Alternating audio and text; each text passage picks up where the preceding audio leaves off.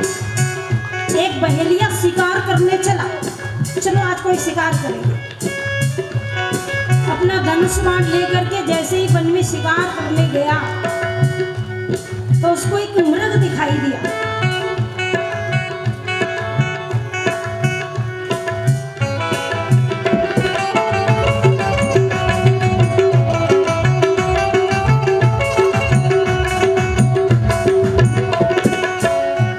उसने जाकर के अपना बीड़ा बजाना शुरू किया। बीड़ा की आवाज सुने तो हिरना आकर के जाल में फंस गया। जैसे उसने बीड़ा बजाई तो एक मृग के कान में आवाज गई। मृग तुरंत उधर आ गया। चरे तो एक मृग,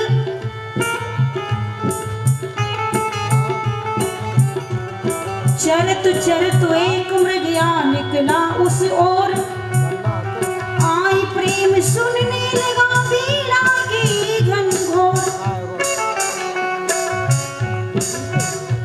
भैया मौका पाकर बधिकने और छोड़ा कर से बाण। जाकर हृदय में लगा निकले मृग के प्राण।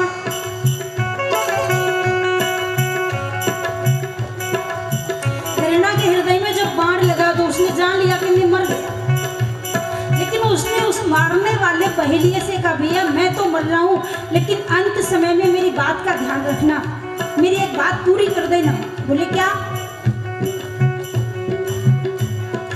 हिरने के मुख से ये आवाज आई, जपो राम सीता जो सुख चाहो आए।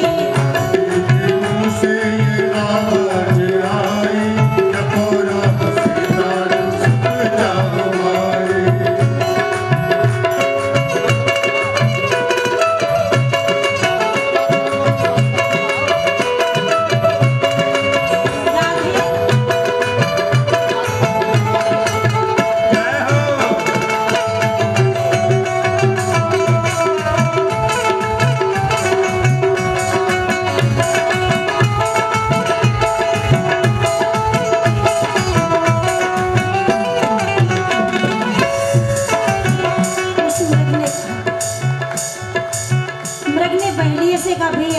तूने मुझे मार तो दिया ही, कोई बात नहीं, मैं तुझसे नाराज नहीं, लेकिन मरते समय मेरी की इच्छा है उसे पूरी कर देना।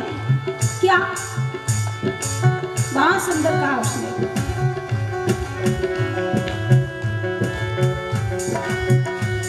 मरने का कुछ गम नहीं है ये नाशवान संसार। जो आया है वो जाएगा, है यही जगत व्यवहार। जो आया उसको जाना है। अनिश्चिंत्यन्त्यो मायज अनिश्चिंतन अनिश्चिंत्यांत भूतानि। जितने भूत हैं, जितने जीव हैं, सबको जाना है।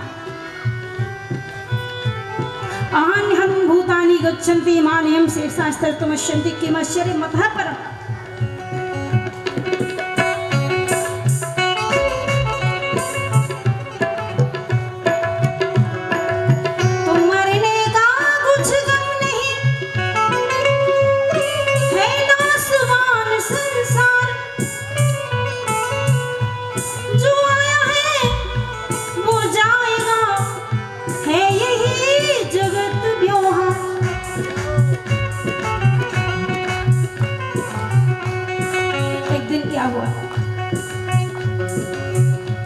एक मुर्दा को कुछ लोग ले जा रहे थे। मुर्दा को कुछ लोग नीचे लगे जा रहे थे, एक ऊपर मरा हुआ जा रहा था।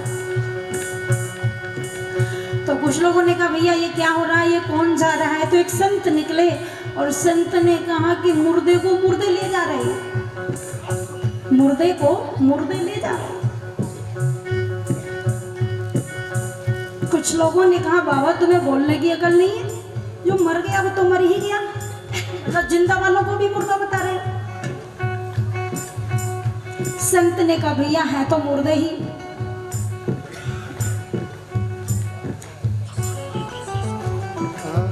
मुर्दों का बाजार जगत सब मुर्दों का बाजार।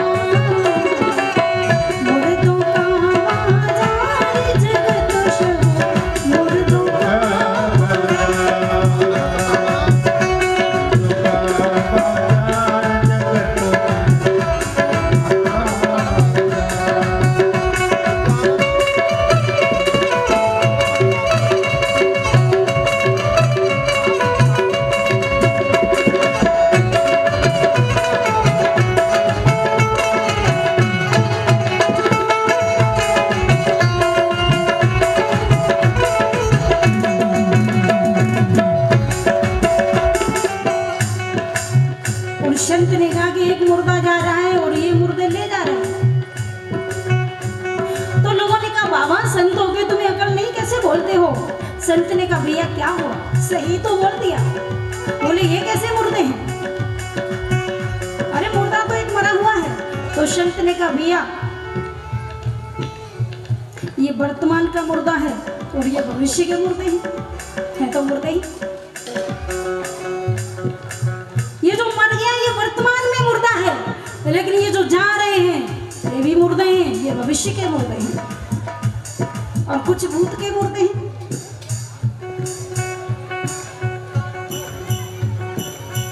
मुर्दों का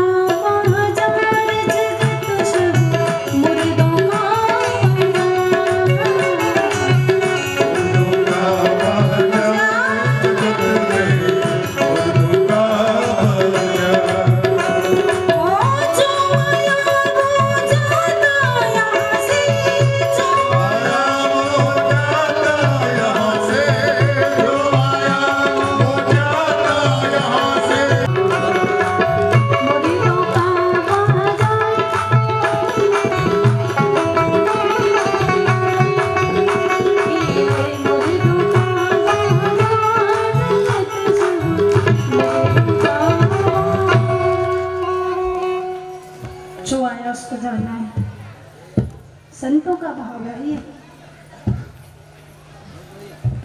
तो ओ मृग को मारा बाण, तो मृग ने कहा तुमने मुझे मार तो दिया, मरने का कोई गम नहीं है, नाशवान संसार, आया है वो जाएगा है यही जगत व्यवहार, पैदा हुआ मौत बाई की आई, भजो राम सीता सुख चौधरी। मेरी एक बात मान लेना। उस बहेलिया ने कहा क्या बात है बताओ भैया। तो उसने कहा खाना मेरे गोश्त को। उस मृग ने कहा मार तो दिया ये, तो मैं तो मर गया पर तू तो कुछ काम कर लेना, यदि मरने की बात तेरे काम आ जाऊं तो अभी तो मैं धन्य हो जाऊंगा। खाना मेरे गोश्त को और चखना इसका स्वाद, या तो मेरी खाल को मत करना बर्बाद, या देना किसी हरि भक्त को, किसी साधु को दे देना, तो कम से कम मृग छाला तो बना लेगा, बैठ के भजन तो करेगा, तो भी मैं तर जाऊंगा। भेजना किसी हरि भक्त को,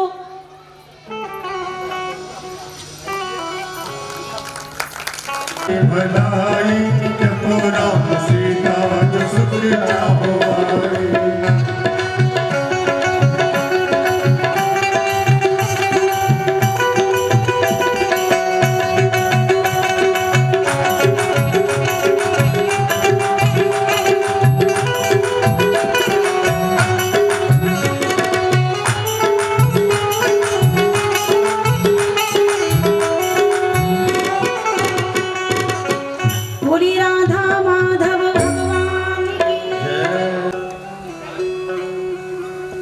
बोलिए संत भगवान की।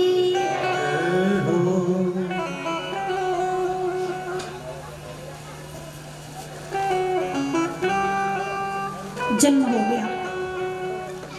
ब्राह्मण के घर में जन्म बड़ी मुश्किल से मिलता है, बहुत कठिन है। सबसे पहले तो मनुष्य ही शरीर बहुत मुश्किल से मिलता है। सुर दुर्लभ सब ग्रंथन गावा, दुर्लभ है। और उसके बाद भी यदि ब्राह्मण, वो भी और भी दुर्लभ है। और उसके बाद भी वेद पाठी ब्राह्मण, कर्मकांडी ब्राह्मण, तपस्वी ब्राह्मण और भी दुर्लभ है, बड़ा कठिन है। तो इनके पिताजी ने जब देखा कि मेरे घर पुत्र पैदा हुआ है, बहुत शिक्षा दीक्षा दी, ब्राह्मणों को बुला करके सारे संस्कार कराए, यज्ञोपवीत संस्कार करवाया और बेटे को पढ़ने के लिए कहा बेटा पढ़ो।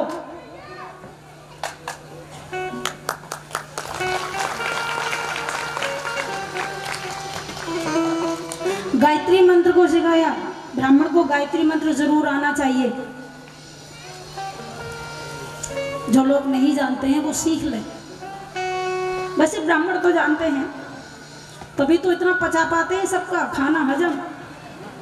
ये मंत्रों की ताकत होती है।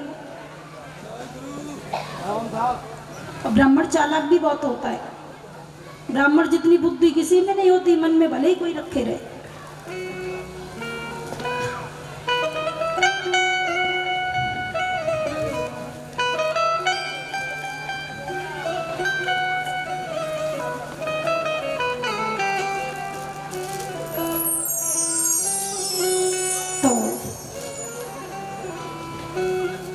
समोदमस्तव शोषम छांत्ररार्जुन मेव च ज्ञानम विज्ञान मस्तक किम ब्रह्म कर्म स्वभावजम। कठिन भी तो है।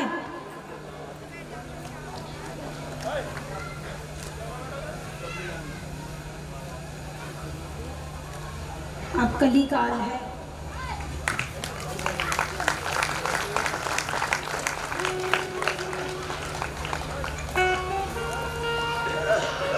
ब्रह्म कर्म स्वभावजम। ब्राह्मण को सावधान रहना चाहिए। आप लोग बहुत ऊंचे बैठे हुए हैं, भले ही जमीन पे बैठे रहो, लेकिन जहां स्थान है ना आपका बहुत ऊंचा है, इसलिए संभल के रहना चाहिए। और जो ऊंचा बैठता है उसको गिरने का डर रहता है, ध्यान रखना चाहिए। जो कुर्सी पे बैठा है वो कभी भी लुढ़क सकता है।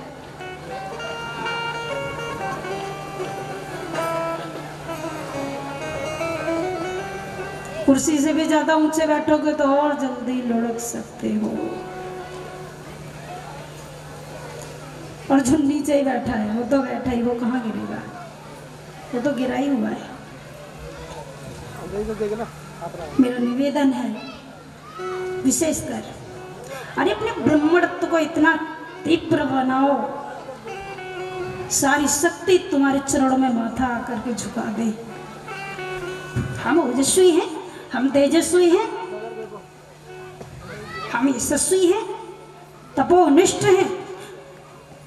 अरे कोई राजा हो, कोई मंत्री मिनिस्टर हो, उसके पास सत्ता की ताकत हो सकती है, लेकिन ब्राह्मण के पास वो शक्ति होती है जो हर किसी के पास नहीं होती है। और ध्यान रखना, सत्ता के पीछे सत्य कभी नहीं चलता है, सत्य के पीछे सत्ता चलती है। तो ये ब्राह्मणों को ये शक्ति दी है भगवान ने। ऐसे ब्राह्मण के घर में पैदा हुए हैं, घर में आकर भरत जी महाराज। अब तो इनके एक भैया थे, उनका विवाह हो गया, इन्होंने शादी नहीं की। पिताजी ने कहा गायत्री मंत्र सीखो।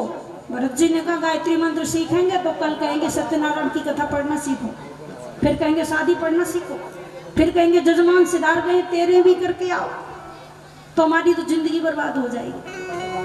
पंडित कर्म में लगा देंगे हमको।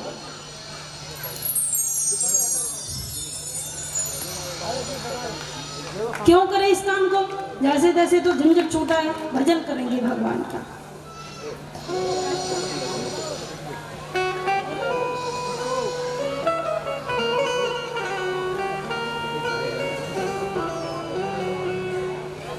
अरे गनुआ बुहार ले राम घर आई है, आंगनवा बुहार ले राम घर आई है।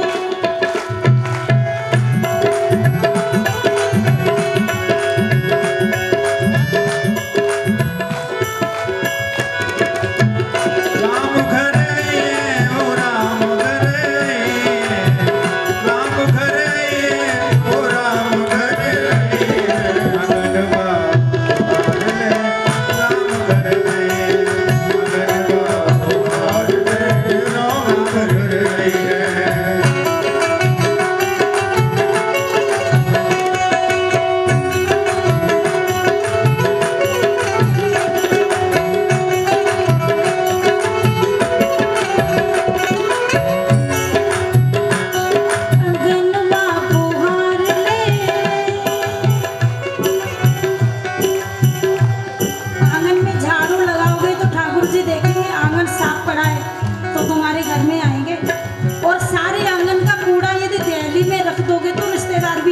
भगवान की बात छोड़ो। गंगा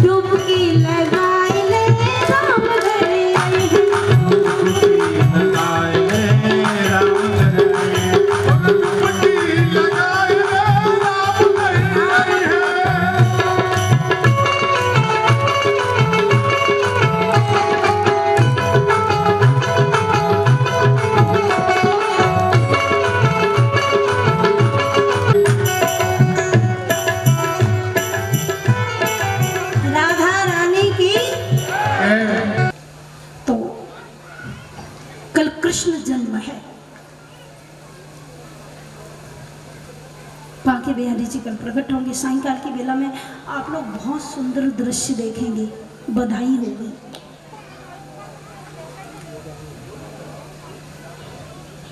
परसों का जो कार्यक्रम होगा वो आपको कल बताया जाएगा। बाकी आज आपको बता रहे हैं कल कृष्ण जन्म होगा। माताएं बहनें क्या लेके आओगी? कुर्ता टोपी लेके आओगी कि नहीं? बच्चों को कुर्ता टोपी नहीं पहनाती हो? सब लेके आना। टॉफी, बिस्किट, खिलौना ठाकुर जी को बहुत अच्छे लगते हैं, ये आपको लेके आना पड़ेगा। और फिर लाना जरूर, नहीं तो चश्मा वालों का चश्मा उतार लेगा कन्हैया, है ना? उसे कुछ चाहिए और गोपियों से तो कुछ ज्यादा ही चाहिए। गोपीनाथ है तो एक बार जोर से जगाना, बोलिए राधा रानी की।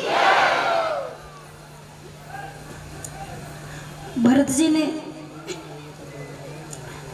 विवाह नहीं किया।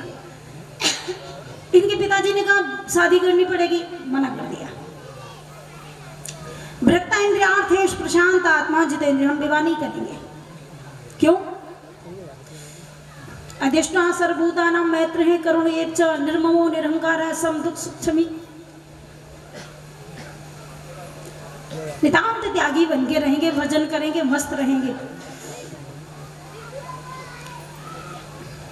और विवाह करके होता क्या है आपको भी पता है। इंसान जब अकेला होता है तभी इंसान होता है। और विवाह होने के बाद जब पत्नी आ जाती है ना घर में, तो चार पैर हो जाते हैं, दो उसके। आदमी के तो दो पैर होते हैं, और जब दो पैर वाली और आ गई तो चार पैर हो गए। चार पैर तो पशु के होते हैं। अब पशु रहो तो भी चले, लेकिन दो चार बच्चे हुए फिर कई पैर हो गए। फिर ना तो वो इंसान रहता है ना पशु रहता है, फिर तो मकड़ी बन जाता है। मकड़ी के कई पैर होते हैं। तो मना कर दिया, बोले मैं विवाह नहीं करूंगा।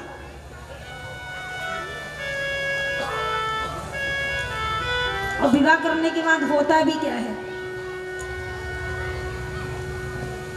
एक आदमी का विवाह हुआ तो ससुराल से चला, पत्नी भी चली। बेटी जब विदा हुई तो बिटिया जब मायके से जाती है तो रोती है, रोने लगी। अब उसके पति ने कहा कि ये क्यों रो रही है? सोचा उसने, जब वो रोने लगी तो वो भी रोने लगे, वो भी रोया।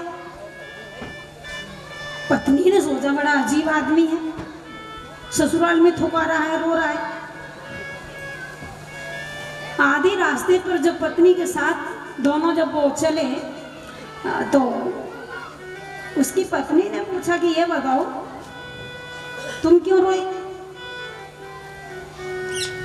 उसके पति ने कहा तुम क्यों रोई? बोले हम तो माता पिता घर भाई बंधु सबको छोड़ के आए, तो रोना ही था।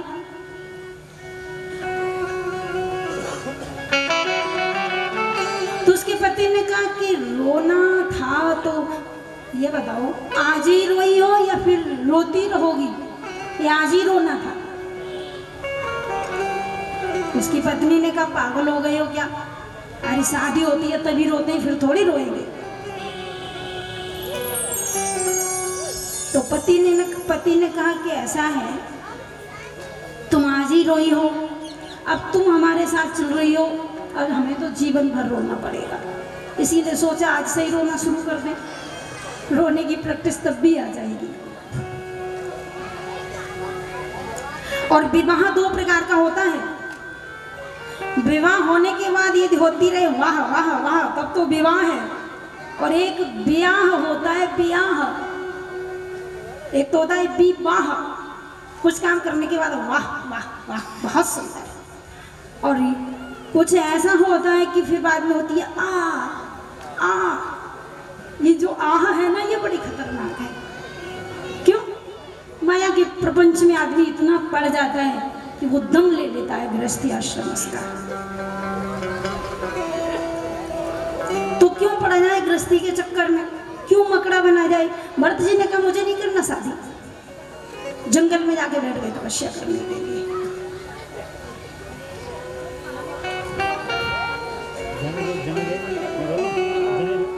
एक रघुगढ़ नाम का राजा कपिल देव मुनि के आश्रम पर विद्या अध्ययन करने जा रहा था।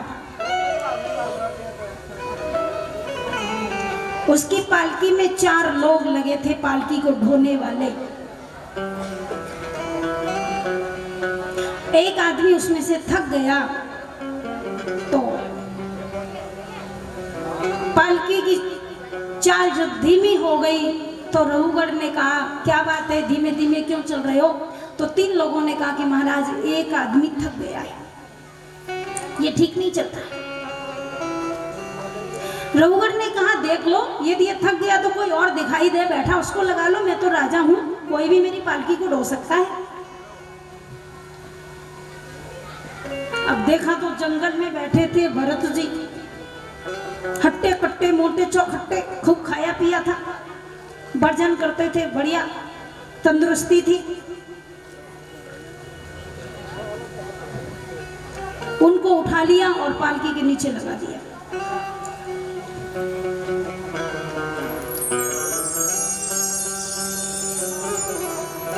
अब संत तो संत होते हैं, कुछ कहा तो नहीं, लेकिन ऊपर की ओर देखा और सोचने लगे वाह रे राजा वाह, बड़ा घमंडी है तू। पालकी में बैठ के जा रहा है, इसको अपनी सत्ता का अहंकार है और ये इसको ये नहीं पता है कि जिस गद्दी पर ये बैठा है, यदि इस पद पर इसे ज्ञान कोई नहीं देगा, जब तक इसे ज्ञान नहीं होगा तो राजा होने के बाद भी इसका पतन हो जाएगा, इसका कल्याण नहीं होगा। तो भरत जी ने सोचा आज इसको ज्ञान देने का मौका है, मैं ही ज्ञान दे दूं।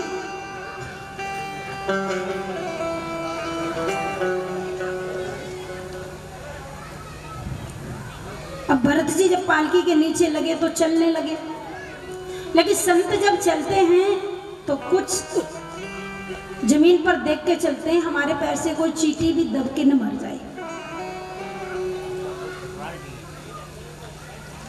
तो जब भरत जी चलते हैं तो धीमे धीमे धीमे धीमे, राजा ने कहा रे भाई तुम लोग चलते नहीं हो ठीक से। तो 3 लोगों ने कहा महाराज हम तो ठीक चलते, ये जो नया नया आया है ना मोटा हट्टा कट्टा, यही ठीक से नहीं चल रहा है। बस राजा ने भरत जी को ललकारा और कहा रे देखने में तू बहुत तंदुरुस्त है, लेकिन चलने में तेरी दम निकलती है, ठीक क्यों नहीं चलता, ठीक से चल। और यदि नहीं चलेगा तो अभी चलना सिखा दूंगा 2 मिनट में, राजा ने ये कहा।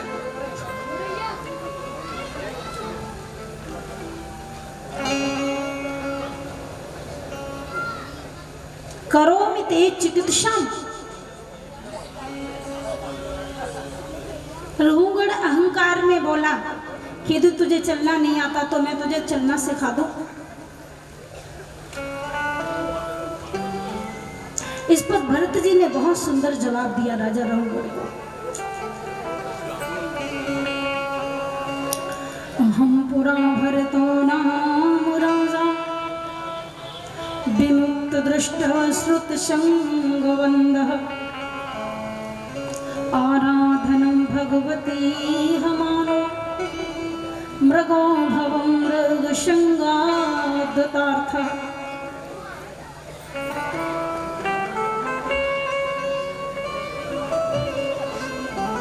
राजा रघुगढ़ ने कहा ठीक से चलो। तो भरत जी ने ऊपर देख करके रघुगढ़ से कहा महाराज तुमने अभी अभी जो कहा कि मैं तुम्हें चलना सिखा दूं, तो तुम मुझे क्या चलना सिखा दोगे। आत्मा अविनाशी है, कभी मरता नहीं है, शरीर नाशवान है। यदि तुम मुझे दंड दोगे तो मेरे शरीर को दंड मिलेगा, मेरी आत्मा को नहीं मिलेगा।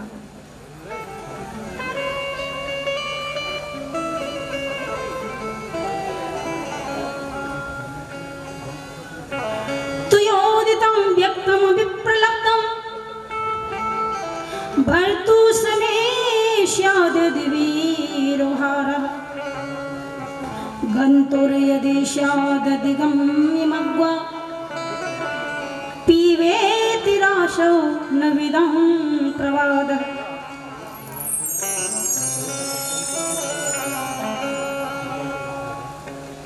संत भरत ने बहुत सुंदर कहा, राजा, अरे राजा, तुम जितना अभिमान कर रहे हो कि मैं एक राजा हूं, तुम तो एक देश के राजा हो, पर मैं तो सारे पृथ्वी, सारे भूमंडल का राजा बन चुका हूं।